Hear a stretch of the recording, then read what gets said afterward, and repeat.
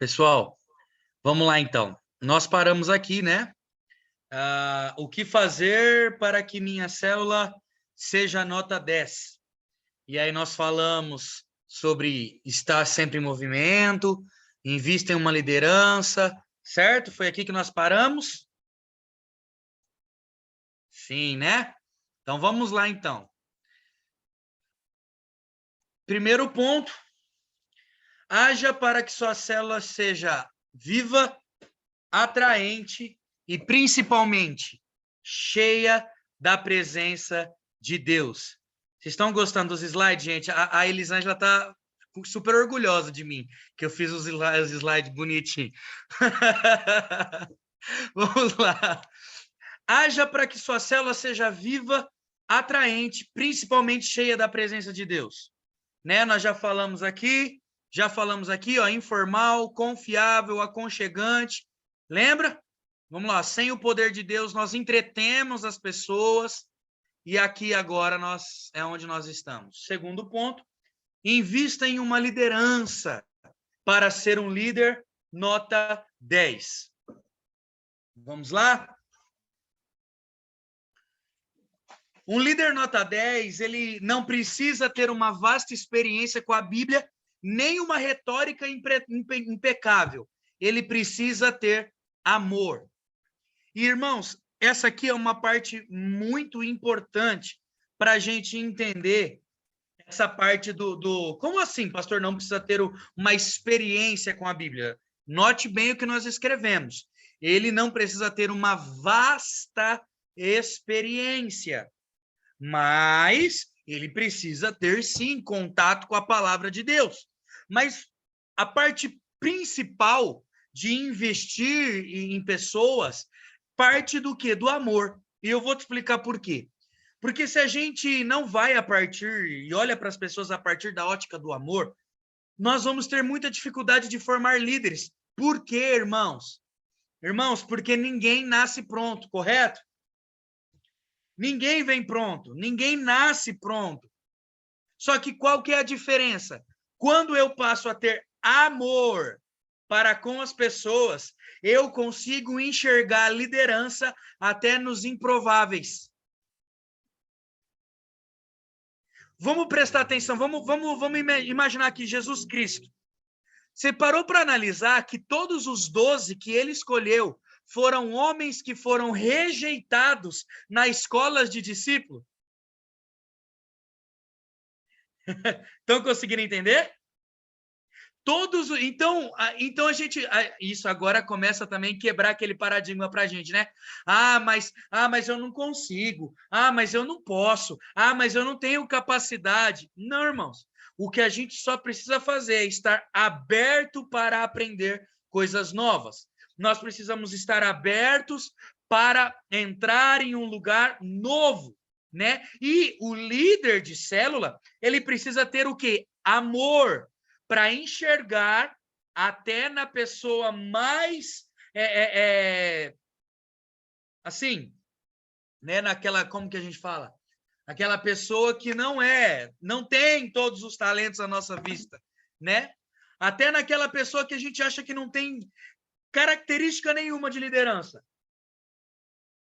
Talvez vai ser ela que vai te surpreender. E eu quero citar um exemplo muito engraçado disso. A gente fazia célula lá em Palestina. E olha que interessante, a gente tinha um menino que ele tocava contrabaixo e ele não falava nada com ninguém. Ele era quieto, ele era tímido, ele não falava em público. E eu olhei para aquele menino e eu falei assim, você vai ser um ótimo líder de célula. E eu me lembro que na época ele ainda falou assim, mas eu acho que não, eu acho que não vai dar certo e tal. E aí eu passei tempo investindo nele, insistindo nele, né? Só para te contar o resultado. Ele foi o líder que, depois de mim, mais multiplicou célula lá em Palestina. Ele multiplicou, se eu não me engano, 4 vezes a célula dele. E era um menino calado, tímido, que não falava no meio das pessoas, mas que se abriu também para ser treinado, para ser líder, e a gente olhou para um improvável, vamos dizer assim, porque você olha para uma pessoa que não fala em público, você olha para uma pessoa que talvez tenha dificuldade, qual que é a primeira coisa? Ela nunca vai ser um líder. Mas, pelo contrário, a ótica que a gente olha para formar uma liderança é primariamente baseada no amor. É enxergar até naquele mais improvável, naquela mais improvável pessoa, um futuro líder de célula. Vocês estão conseguindo entender? Vamos lá, então, algumas coisas que, requisitos inegociáveis de um líder. Tá aparecendo bonitinho aí? Quais são os requisitos inegociáveis, irmão? Você, para formar um líder, precisa olhar isso aqui. E é lógico, gente, ninguém está falando que ele terá as 6 características aqui plenas, 100%. Vocês estão conseguindo entender? Mas isso eles precisam estar abertos para serem forjados a isso. Cauã está aí, gente? Não estou vendo o Cauã. Ah, agora estou vendo ele. Eles precisam, gente, estar abertos para que esses requisitos sejam verdades na vida deles, né? Então, vamos lá. O primeiro requisito de um líder, gente, você vai olhar para aquela pessoa e você vai observar e perceber se ela tem o quê? Caráter. E, gente, ninguém tá falando que a pessoa não peca. Vocês estão entendendo, né? Ninguém está falando que a pessoa talvez não tenha dificuldade, mas uma coisa é a pessoa ter dificuldades, outra coisa é a pessoa ter desvio de caráter. Tá? As coisas são diferentes. Então, uma coisa é ela ter dificuldade, outra coisa é ela nunca assumir que tem dificuldade. Vocês estão conseguindo entender? Uma coisa é ela ter problemas, outra coisa é ela nunca assumir que tem problemas. Então, a primeira coisa que nós... E, gente, você não vai chegar nesse líder inegociável e falar, porque você tem que ter caráter. Não, irmão, você vai apenas observar antes de pôr a pessoa na liderança. Segunda coisa, ser cheio do Espírito Santo. E aqui tem uma pegadinha, eu não sei se vocês perceberam. Mas vocês perceberam que caráter está em primeiro lugar antes de ser cheio do Espírito Santo? Sabe por quê, irmãos? Porque não adianta ser cheio do Espírito se não tem um caráter transformado por ele. A unção, ela é transferível, o caráter não. Vocês estão conseguindo entender? Tá vendo aí, tia Rose? Por isso que nós pega pegando mesmo. Por quê? Porque a pessoa ora 5 horas no dia, gente.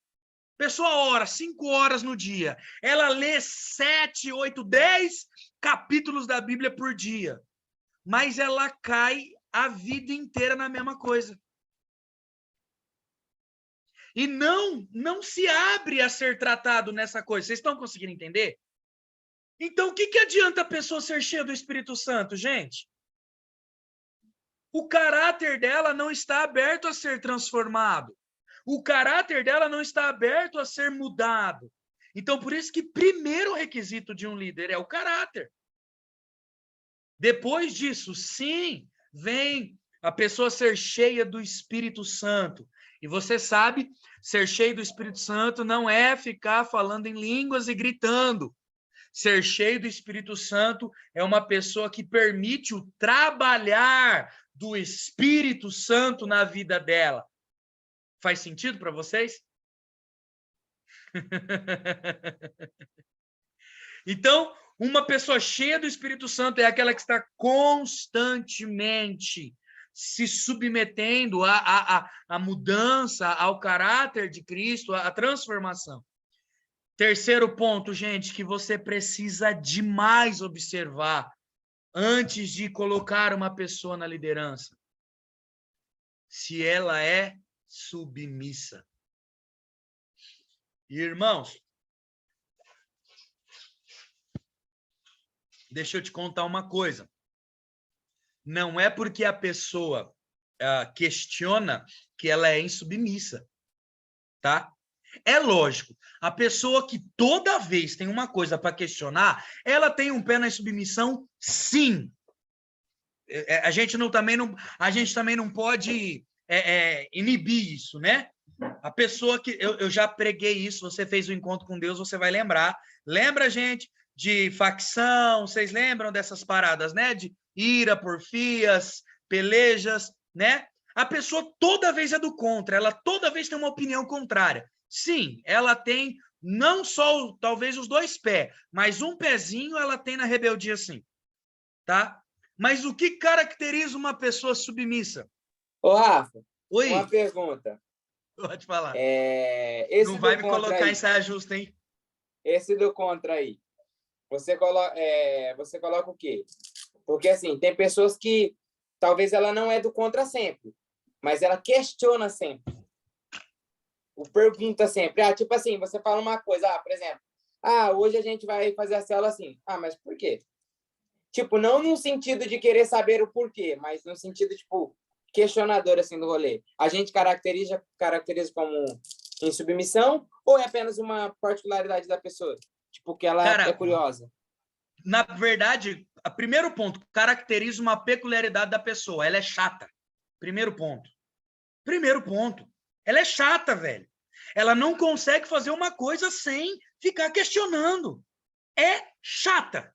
Agora, vamos entrar no quesito submissão. O que vai tratar se essa pessoa é submissa ou não?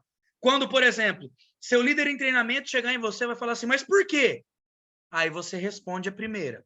E aí, em outro momento, mas por quê? Você olhar para ele e falar assim, porque é assim que será feito.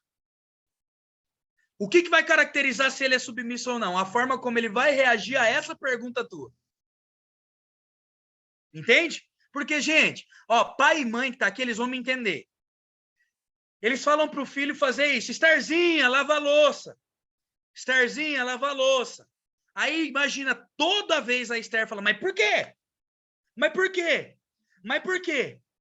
Aí vai chegar uma hora que a mãe tem que falar assim, porque eu sou tua mãe, estou mandando. Não é verdade?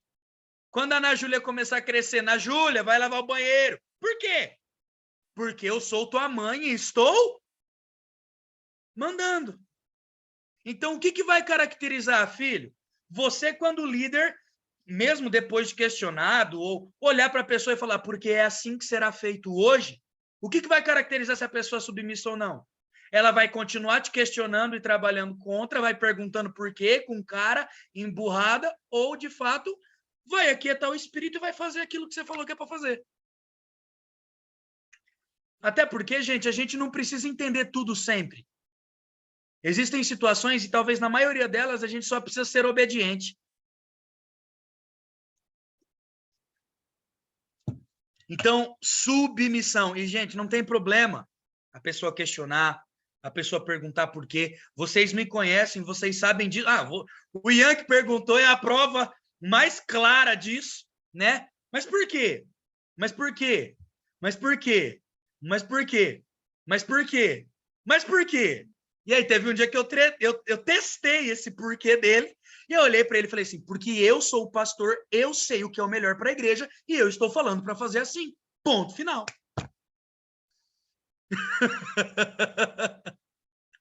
Mas naquela ocasião ele fez, gente. Deu tudo certo, tá?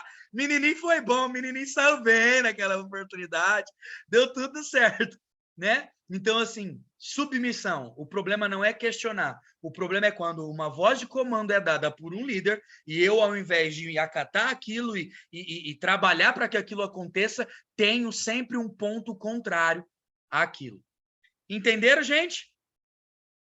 Tranquilo, né? Vamos lá. Quarto ponto que você precisa. E, gente, então isso são pontos para eu olhar para os meus futuros líderes. Não, esse é ponto para você primariamente observar em você. É ponto para que primeiro a gente pense em nós, em qual nível que a gente está nisso aqui, tá? Quarto ponto, transparente. Irmãos, se o seu liderado não for transparente com você, você não pode colocar e dar certos tipos de cargo para eles. Sabe por quê? Porque uma pessoa que não é transparente é uma pessoa omissa. E a omissão é um pecado. Vocês estão entendendo? A pessoa que não é transparente com você quanto às dores, quanto aos problemas, perdão, quanto às dificuldades, quanto à vida, quanto aos erros, gente, que vai errar, nós vamos errar. Nós vamos errar. Eu lembro de uma situação, há um mês, 2 meses atrás, eu tive uma conversa com a Lari, e aí a gente conversou, tal, e aí eu lembro que eu cheguei nela no culto, antes do culto, e eu olhei para ela e falei assim, filha, me perdoa. E ela olhou para mim e falou, por quê? Eu falei assim, porque o que eu falei para você, eu estava certo, mas eu falei na hora errada. Pastor, por que você está citando esse exemplo? Porque uma pessoa que não é transparente o suficiente para mostrar as suas dificuldades, as suas falhas, ela não consegue entrar no quinto ponto, que é ser uma pessoa tratável. Vocês estão entendendo? Uma pessoa que não é transparente, irmãos, não é uma pessoa tratável. Uma pessoa que não consegue olhar e falar assim, Ananda, me perdoa, porque de fato eu fiz motivado por isso, eu fiz assim, assim, assado. Ô, Jana, me desculpa, porque uma pessoa que não consegue ser transparente com as suas limitações, de olhar e falar assim, olha, eu realmente acho que eu não fiz certo, ela não é tratável. Porque ela não consegue ser transparente com as suas vulnerabilidades, ela não consegue ser transparente com o seu próximo. Ela não, vocês estão entendendo? Então, a transparência precisa ser um ponto muito importante na vida do líder. Se a pessoa não for transparente, ela não é tratável. E aqui a gente já entra no quinto ponto. Talvez você olha e você fala, eu sou isso, eu sou aquilo, mas na verdade a gente não é tratável. E eu queria que alguém falasse para mim, o que você acha que é uma pessoa tratável? Vamos lá, gente. Quero ouvir de vocês, vai. Olha, eu acho, na minha opinião, uma pessoa tratável não é uma pessoa que não tenha problemas, isso é muito claro, né? Que ela precisa ser tratada, ela tem. Mas é uma pessoa que ela sabe reconhecer aquilo que ela tem como dificuldade e ela permite que as pessoas tratem ela e não ela dê um autotratamento para aquilo que ela tem como dificuldade. Um exemplo, eu tenho dificuldade com constância. E primeiro eu preciso reconhecer que eu sou constante. Como a gente reconhece? Sendo tratável, ouvindo de alguém. E depois a gente permite que as pessoas venham e nos tratem, em vez de nós queremos praticar um autotratamento. Então, acho que uma pessoa tratável é isso. E aí, gente, o que vocês acham que é uma pessoa tratável? Eu acho que é a mesma coisa que o Ian falou mesmo, tipo, uma pessoa que ela reconhece que tem as suas fraquezas e ela reconhece que precisa de ajuda e aí ela procura ajuda nas pessoas certas e assim, e ela se deixa ser tratada, né? Mesmo sendo afrontada, ela sabe que ela vai ser afrontada, mas ela se deixa ser tratada, né, nas situações, né? Não fica fugindo daquilo que precisa ser feito. É isso aí, legal. Alguém mais tem algum pensamento aí sobre o que é uma pessoa tratável?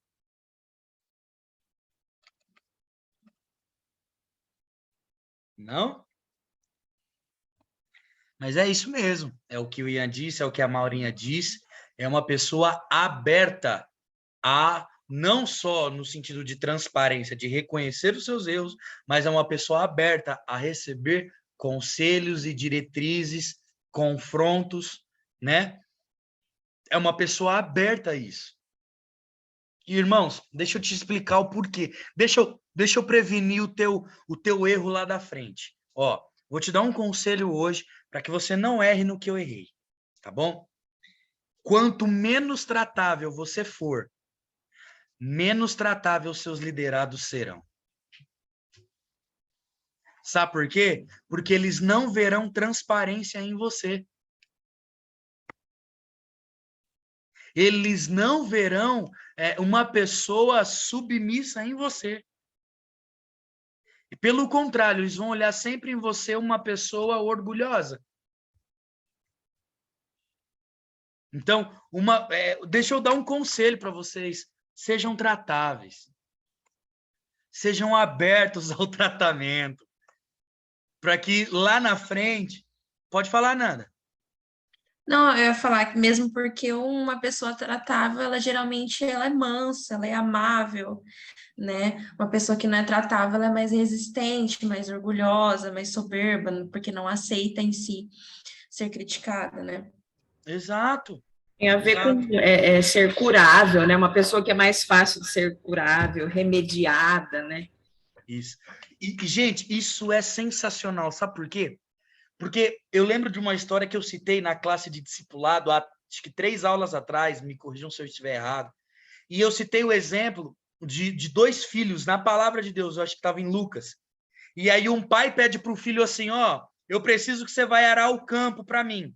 O primeiro filho olha para o pai e fala, pode deixar, pai, eu vou, que não sei o que, conta comigo. E aí o mesmo pai pede para o filho, fala, ó, eu preciso que você vai arar o campo, tal, tal, tal. O filho olha e fala assim, vou pensar. Mas o primeiro filho que falou, eu vou, tá tudo certo, ele não foi. E o segundo foi. Então, a gente precisa entender que, de fato, não é só porque talvez a pessoa nos questiona, ela não é tratável, ela não é curável. Voltando lá na parte da submissão, né?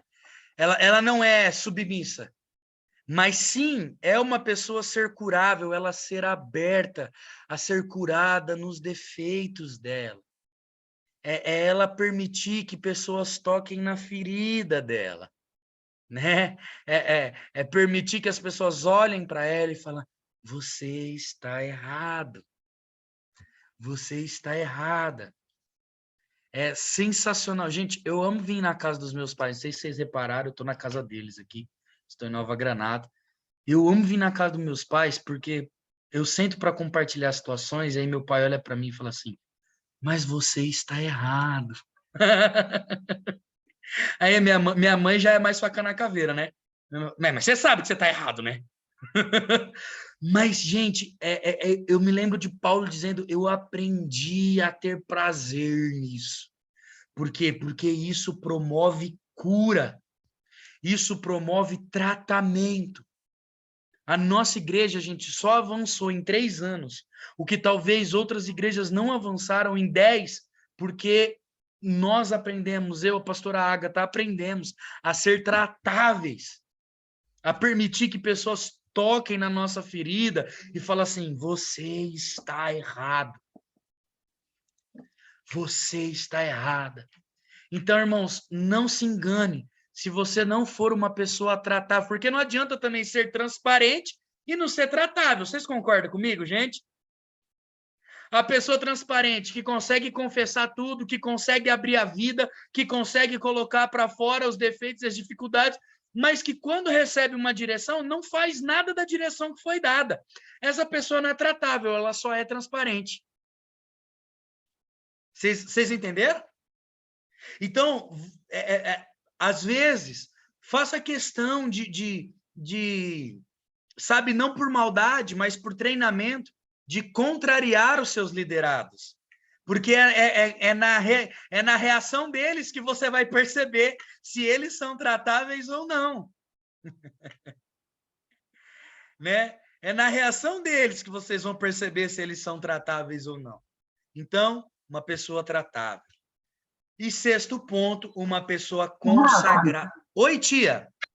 Ai, deixa eu te fazer vou fazer uma pergunta, que é uma dúvida que eu tenho. Você acabou de falar um negócio que é tratado. Por que para mim ser dirigir uma célula precisa ser tratado, mas quando você fala de ser tratado, é da minha vida pessoal? Porque eu não vou falar da minha vida pessoal na célula. Exato. A tia, nossa, foi muito boa a tua pergunta, tia. A tia não vai falar da vida pessoal da tia na célula, mas as outras pessoas vão. E se a tia não se abrir ao tratamento da tia, a tia muitas das vezes não vai saber ou não vai ter propriedade espiritual para ajudar no tratamento das outras pessoas. Ah, sim, entendi. Entendeu? De repente, assim, eu sou uma líder de célula e eu vou dirigir lá a célula, assim. Eu vou fazer o meu trabalho de fazer aquilo que foi passado para mim fazer na célula. Não vou falar da minha vida, Aí é onde que eu fico pensando assim, por que que eu preciso ser tratada? Eu fico um pouco meio confusa em relação a isso. Porque vamos pensar o seguinte, como que a tia vai fazer uma célula sobre perdão se a tia não foi tratada no perdão? Entendeu? Como que a tia vai fazer uma célula sobre... Vamos usar a de segunda-feira aí, né? Porque eu tô sabendo que segunda-feira aí foi pauleira. Como que a tia vai fazer... Como que a tia vai fazer uma célula, por exemplo, sobre felicidade, se a tia não se permitiu ser tratada na sua felicidade? Na sua infelicidade, melhor dizendo. Então, nós vamos estar querendo tratar algo nas pessoas que nós não fomos. Então, por isso, esse lugar de tratamento. Mas é lógico, quando a gente está falando de ser tratável, nós não estamos falando de abrir a nossa vida na célula, né? Embora eu já fiz isso, para mim, naquele dia que eu abri, foi um momento de cura para mim, né? Mas nós estamos falando de ser tratável no sentido dos nossos líderes, dos nossos discipuladores, né? Das pessoas nos tratar, das pessoas vir e tratar a gente nesse sentido. Sim. Entendeu? Então, realmente eu plantar isso. É eu plantar esse coração tratável. Porque, gente, eu costumo dizer que a colheita, ela vem para todo mundo, tá? Ela é inevitável. Ela é inevitável. Você já deu trabalho para o teu líder como liderado? Fica sossegado. Quando você liderar, vai aparecer alguém que vai dar o dobro de trabalho que você deu. Porque é inevitável. E sabe qual é o interessante? Nesse momento, vai mostrar se de fato o nosso coração foi tratado ou não. Vocês lembram na matéria anterior sobre discipulado que eu falei assim, eu falei que a gente só descobre a precisão do discipulado quando a gente começa a discipular alguém. Por quê? Porque é onde a gente começa a acompanhar de perto a vida da pessoa, a rotina dela, o jeito dela, o trejeito dela. É onde a gente talvez vai ter um pouco mais de afinidade para falar, olha, você não acha que você está fazendo assim errado? E a pessoa olha para você e fala, não, eu não estou fazendo errado, quem não manda na minha vida sou eu. É onde a gente começa a colher e aprovar daquilo que a gente plantou. Seja com os nossos... Ah, mas eu não plantei isso no discipulado. Não tem problema. Se algum dia você plantou isso na liderança, você vai colher com a liderança também. Faz parte do tratamento, gente. Da mesma forma que o seu liderado precisa ser tratado, você também precisa. Então, esse tratável, ele é tanto para o liderado quanto para o líder. Então, agora, mas fulano está dando trabalho em ser tratado. Irmãos, a questão não é se ele dar trabalho. Dar trabalho, todos nós damos em algum grau. O que nós estamos tratando é, essa pessoa é aberta ao tratamento. Vocês conseguiram entender, né? Porque, irmão, deixa eu dar uma fala aqui de pastor e vai estar gravado, né? Ô, que glória. Irmão, se a pessoa não é tratável, não põe ela de líder, não. Você vai arrumar um problema para sua cabeça. Você vai arrumar um problema para o seu ministério. Ah, pastor, mas a gente não pode, né? Desfazer das pessoas. Opa, mas ninguém está falando de desfazer. Vocês estão entendendo? Nós estamos falando de métrica de liderança. Nós não estamos falando de amor, nós não estamos falando de cuidado. Vocês estão conseguindo entender, né? Nós não estamos falando que nós não vamos amar, que nós não vamos cuidar, que nós não estamos falando nada disso. Nós estamos falando de métrica de liderança. Métrica de liderança. A pessoa não é tratável, irmão. A pessoa não consegue ouvir um não. A pessoa não consegue permitir que a gente toque, né, na ferida dela. Irmão, tenha paciência para colocar essa pessoa na liderança. Porque senão você vai ter dificuldade lá na frente.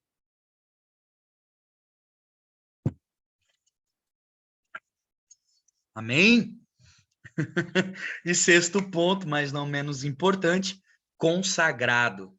A pessoa precisa ser. E aqui entra santificação, né? Num outro momento, o Ian, que é o menininho da santificação, ele dá um intensivo aí, né, de santificação, mas é uma pessoa que se consagra, uma pessoa que se separa. Você vê naquela pessoa características de uma pessoa que gasta a vida com santidade, buscando a santificação em jejum, em oração, em prática de comunhão com as pessoas, né? Porque eu já falei isso, mas eu vou repetir só para fechar. Gente, uma pessoa santa não é uma pessoa que fica no quarto orando o dia todo. Uma pessoa santa que busca a santificação é uma pessoa que tem vida com a comunidade e dentro dos desafios da comunidade ela se mantém intacta. Tá? Então é uma pessoa consagrada. Amém, gente? Até aí? Vamos lá, então. Ser um líder nota 10 não é apenas assumir uma responsabilidade de momento. É uma dádiva do coração. É ter convicção do chamado de Deus e um estilo de vida que condiz com a sua vida no Senhor. Irmãos, deixa eu te explicar isso. Ser um líder nota 10 não é assumir uma responsabilidade. Aqui os sanguíneos piram, né? Os sanguíneos, eles remexem agora, eles se reviram. Por quê? Porque, vamos pegar o exemplo. Eu convidei o Cauã para ser meu líder em treinamento, e o Cauã é sanguíneo. Eu só estou dando um exemplo, tá, gente? De momento, o que o Cauã faz? Não, eu quero, eu topo, tô afim, vamos lá, o pau vai quebrar. Tô afinzão, pastor. Só que aí, ele descobre que ele tem que estar no treinamento de líder, ele descobre que ele tem que prestar conta para a comunidade, ele descobre que ele tem compromisso com a igreja, ele descobre que ele tem que ser discipulado, ele descobre que ele descobre vários padrões que se pede de um líder. E aí o que ele faz? Ah, não quero mais não. Né? Isso é muito mais constante no sanguíneo, né? Os sanguíneos, eles têm esse lance, né? Quando começa a responsabilidade a aparecer, quando a prestação de conta começa a chegar, ele olha e fala, Por quê? Porque ele pensou que seria de momento, mas, irmão, não é. Ser um líder não é uma responsabilidade de momento. Mas, em contrapartida, gente, é uma dádiva que o Senhor nos dá para o nosso coração, isso. Liderar pessoas, estar à frente da liderança, é uma dádiva que Deus nos dá. Você sabia que é um privilégio que Deus está te dando, estar num trabalho, estar numa liderança, estar à frente de um trabalho? É uma dádiva.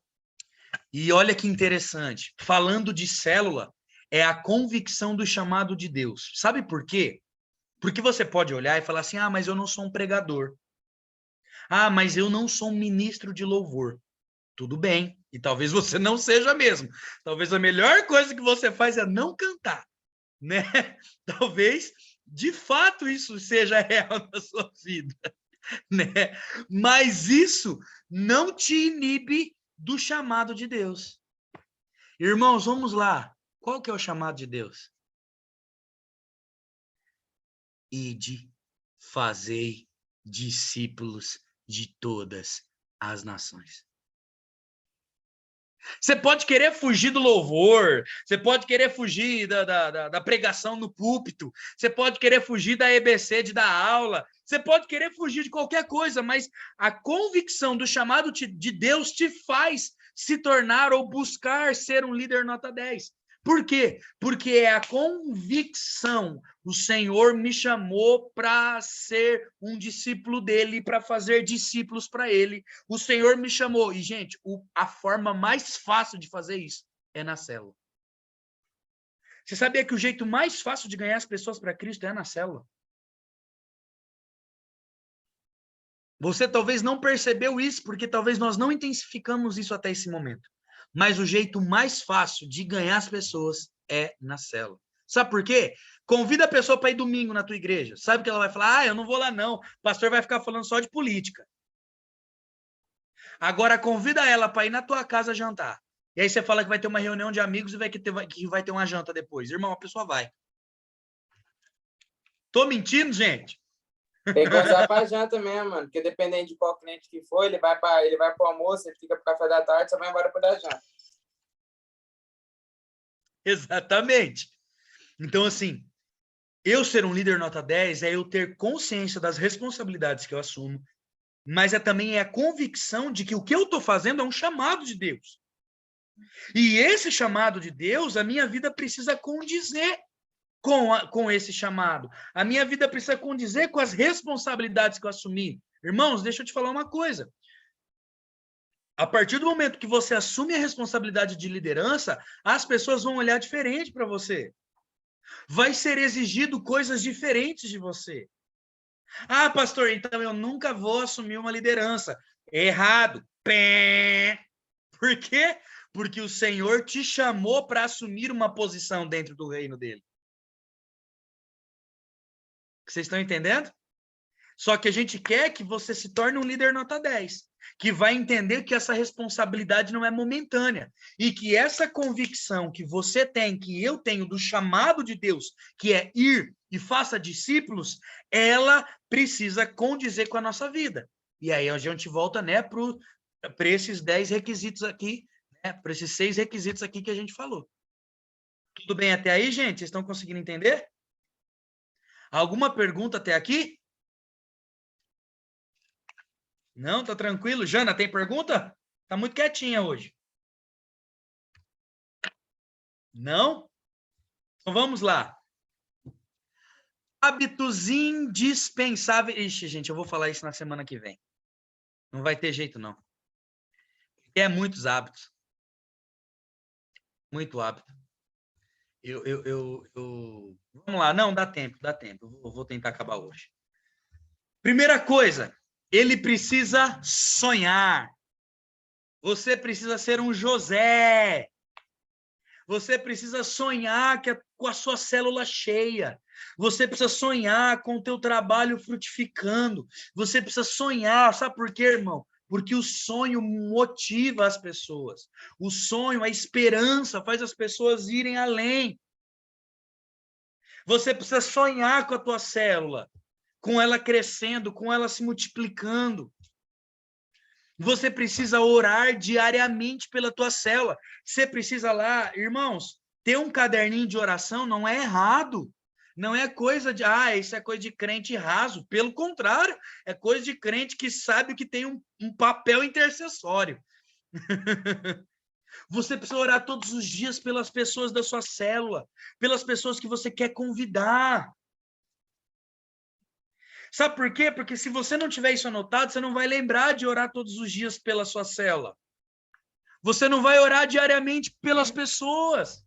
Irmãos, deixa eu te contar uma história. Certa vez um supervisor, ele foi fazer uma visita para um líder de célula. E aí ele fez a visita para aquela célula tal, e aí ele viu que a célula estava, né, tinha lá 3 pessoas, 4 pessoas, e só que ele sabia que o líder era um líder que convidava. Ele sabia disso. E aí ele sentou com o líder e falou assim, cara, a gente está vendo, né? Vocês têm até se esforçado, mas qual você acha que tem sido a tua dificuldade na célula para que as pessoas venham? E aí o líder falou assim, e gente, eu estou falando porque eu vivi isso, tá? O líder fala assim, supervisor, né, o fulano de tal, eu não sei, porque eu convido, eu vou atrás, eu mando mensagem, eu chamo as pessoas para minha célula, mas elas não vêm, de última hora elas desistem. E aí o supervisor teve um estalo, então peraí, não é por convite. A batalha aqui é espiritual. E aí o supervisor perguntou para o líder e falou assim, quantas vezes você ora pela célula na semana? O líder ficou assim, falou, eu oro às vezes. Ele falou, então agora nós vamos mudar a expectativa, a forma. Você não vai convidar mais ninguém nessas 2 semanas. Você vai agora gastar a tua vida todos os dias orando pelas pessoas que você já chamou. Irmãos, sabe qual foi o resultado na primeira célula pós essa conversa que eles tiveram com o supervisor? 4 visitantes estavam na célula que ele já tinha convidado. Sabe por quê? Porque existem coisas que a gente só vence na oração. Você convidou a pessoa, mas talvez você esqueceu que o diabo está tratando para que ela não vá. E ele vai fazer um monte de coisa para que a pessoa não vá na célula. Gente, é assim com a gente, não é? Não aparece 1001 coisa para você não ir na célula? Não aparece 1001 coisa para você não ir no culto? É que a gente já tem esse discernimento, mas o visitante não. Vocês estão entendendo? Então você vai orar, você vai se posicionar em oração. Você vai orar diariamente pela sua célula. Terceira coisa, você vai convidar semanalmente as pessoas. Porque, irmãos, não adianta também você orar e você não convidar, né? O caso aqui era o caso do rapaz que convidava muito, mas orava pouco. Mas isso precisa ser equilibrado. Você vai orar e a oração é o quê? Ação, né? Você vai depois convidar a pessoa para estar na sua célula. Você vai convidá-la. Depois disso, a pessoa veio, a pessoa se achegou, você vai manter o quarto ponto, que é um contato. Gente, é papel de vocês ter um contato com as pessoas que vão na célula. É papel de vocês ter um contato com os visitantes que vão na igreja e encaminhar eles para uma célula. A minha célula é em Guapiaçu, eu não consigo pegar os visitantes e levar eles lá para Guapiaçu. Vocês estão conseguindo entender, gente? É papel nosso, de vocês, manter contato regularmente com as pessoas da célula. A cada 2 dias, manda uma mensagem. Ô, Ricardo, como é que você tá? Tá tudo bem? Ó, estou orando por você. Certo? Um outro hábito indispensável para o líder de célula, meu irmão. Ele precisa ter preparo. Preparar-se bem para a célula é um hábito indispensável de todo líder. Deixa eu te explicar uma coisa. Em nome de Jesus, a sua célula, se ela é no sábado, você não vai estudar facilitação no sábado, meu irmão. O pessoal do sábado, vocês estão me entendendo? Você não vai estudar facilitação no sábado, gente. Vocês não vão estudar a palavra de oferta no sábado. Vocês vão se preparar. É um hábito indispensável de todo líder. O pessoal da célula de segunda, vocês não vão preparar a facilitação na segunda-feira. Vocês não vão preparar a oferta na segunda-feira. Ah, pastor, mas o meu líder não está mandando as coisas para mim antecipadamente. Aí, então, você tem que cobrar ele. E se você cobrou 1, cobrou 2, cobrou 3, não resolveu, você pode falar para mim, porque aí eu vou cobrar ele ou ela. Vocês estão conseguindo entender? Precisa haver um preparo. Irmãos, eu comecei já a preparar a mensagem para pregação de domingo. Porque tem que haver um preparo. Discipular é o 6º hábito indispensável. Lembrando, é um hábito indispensável para um líder de célula. Você precisa preparar os seus LTs. O que é um LT, pastor? Líder em treinamento. Então, quando você vê a gente falando LT, você já sabe que é um líder em treinamento. Você vai preparar eles, você vai caminhar com eles mais perto. Você vai estar próximo deles, preparando eles para a multiplicação. É uma forma de discipulado isso. Você vai estar presente ali, ajudando, colocando para fazer as coisas, treinando eles. É um hábito indispensável, até porque se você não fizer isso, quando chegar o momento da multiplicação, teu líder em treinamento não vai estar pronto, teu LT não vai estar pronto. Então, discipular, ter um tempo junto. E o 7º, comunhão. Planeje atividades de comunhão entre a célula. Pega a tua célula, irmão, vai para o cinema. Pega a tua célula, vai fazer um piquenique. Vocês estão entendendo? Pega a tua célula, vai fazer um churrasco. Nesse dia aí, você chama o pastor, tá? Pode chamar o pastor nesse dia. Esse dia aí do churrasco, convide seu pastor, sua pastora. A gente vai supervisionar esse dia, para saber como que tá a célula. Né? Tenha um momento de comunhão, para que também não fique naquela monotonia, sabe? Pega um dia, vai dar um rolê, vai fazer algo em comunhão com a sua célula, irmãos. Vocês estão conseguindo entender, gente? Que aí não, senão toda segunda e todo sábado a pessoa já sabe o que é. Então planeje uma comunhão, traga as pessoas para cima, traga elas para perto de você. E isso a gente faz na comunhão, é na comunhão que a gente faz uma atividade fora, onde você vai ter oportunidade de trocar uma ideia, de bater um papo com a galera, de ver todo mundo junto, de ver como os seus líderes em treinamento se também se posiciona no momento de comunhão. Eu observo muito isso, gente. Eu observo quando um visitante chega na igreja, se os meus líderes da igreja estão falando mais com os conhecidos do que com os visitantes. Essas coisas precisam ser observadas. Então, ele é um líder que sonha, são hábitos indispensáveis, é um líder sonhador. Ele ora diariamente pela sua célula, ele convida as pessoas para a sua célula, ele mantém contato com as pessoas da célula, ele se prepara para a célula. Ele estuda antes, ele discipula os seus LTs, ele treina, ele prepara os seus LTs para as multiplicações.